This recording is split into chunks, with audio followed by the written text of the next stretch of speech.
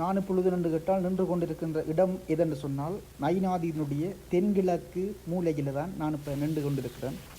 இப்போ நயினாதி என்று சொல்லிக்கிறேன் சொன்னால் ஒரு பாதனினுடைய வடிவம். பொதுவாக இப்போ பெரும்பாலான மக்கள் என்ன சொல்கிறேன் என்று சொன்னால் நயினாதி வந்து நோக்கிக்க நயினை நாகவசனியம்மன் ஆலயம் மட்டும்தான் நயினாதியில் இருக்குது என்று சொல்லி என்று கேட்டால் சில மக்கள் என்று கேட்டால் நினைக்கிறது.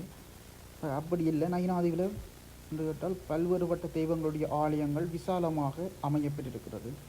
அந்த வகையில் நான் இப்போ உங்களையும் கூட்டிகிட்டு போகிற இடம் என்று சொன்னால் நயினாதீவில் ஒரு விசாலமான நயினாதீவு சபரீச ஐயப்பன் ஆலயத்துக்கு தான் நான் உங்களை என்று கேட்டால் அழைத்துட்டு போயிட்டுருக்கேன்.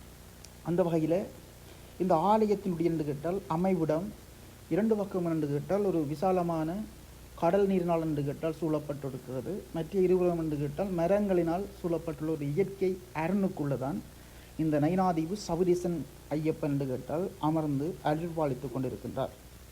இப்போ நீங்களும் நயினாதிக்கு வரைக்கும் இந்த ஐயப்பன் என்று கேட்டால் நிச்சயமாக வழிபட்டு சகல சௌவாக்கியங்களையும் பெற்றுக்கொள்ள முடியும். அந்த வகையில் நான் என்று கேட்டால் அந்த ஐயப்பன் ஆலயத்தினுடைய பிரதான நுழைவாயிலினூடாக என்று கேட்டால் நான் உங்களை உள்ளுக்கு அழைத்துட்டு போகிறேன். நாம் உள்ளுக்கு போயண்டி இருக்கேன் என்று சொன்னால் இது கடற்கரை பிரதேசம் என்ற வகையில் என்று கேட்டால் இரண்டு புறங்களும் சவுக்கு மரங்கள் என்று கேட்டால் இங்கே நாட்டி சவுக்கு மரங்கள் என்று கேட்டால் இரண்டு புறங்கள் என்று கேட்டால் நாட்டி இங்கே இருக்கிறார்கள். மிக என்று கேட்டால் ரம்மியமான காட்சி என்று கேட்டால் இங்கே என்று கேட்டால் காணக்கூடியதாக இருக்கின்றது.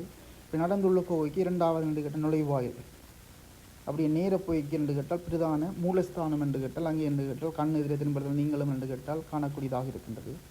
தற்சமயம் என்று கேட்டால் இப்போ நான் வந்த நேரத்தை பொறுத்து என்று கேட்டால் அந்த ஆலயம் என்று கேட்டால் மூலஸ்தானங்கள் என்று கேட்டால் பூட்டப்பட்டிருக்கும் என்று நான் நினைக்கின்றேன்.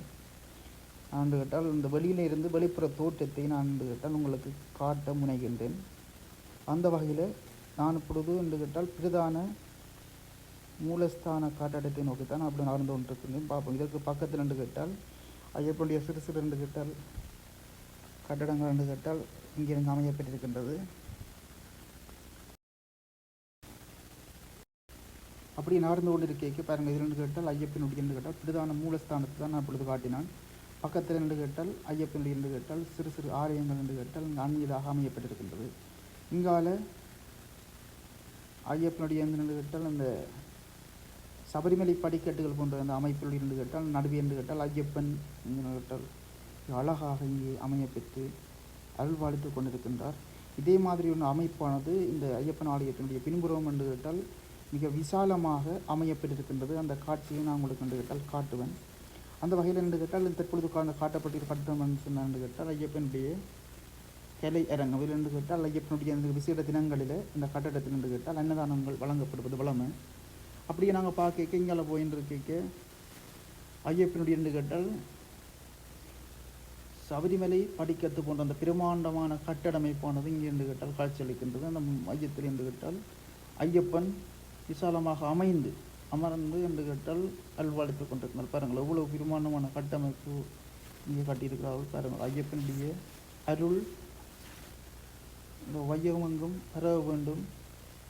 ஐயப்பனை நீங்களும் தரிசித்து நல்லாசிகளை பெற வேண்டும் என்ற நோக்கத்தில் நான் இந்த வீடியோ வந்து உங்களுக்காக பதிவேற்றம் செய்கிறேன்.